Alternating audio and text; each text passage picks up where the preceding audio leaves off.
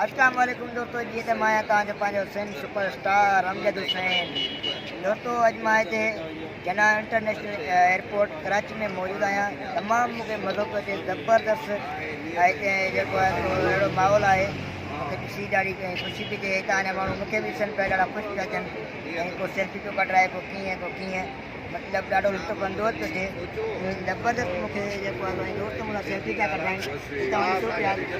ऐं international airport जो ॿाहिरि जेको आहे सो तव्हां ॾिसो पिया, लाइटिंग आहे, ही तव्हां लाइटिंग ॾिसो पिया केॾी न ख़ूबसूरत ऐं हसीन ज़बरदस्त आहे। ऐं हिते मां बि मौजूदु आहियां, इंटरनेशनल एयरपोर्ट ते मौजूदु आहियां। ज़बरदस्त मूंखे इलाही बेअंदाज़ मज़ो पियो अचे।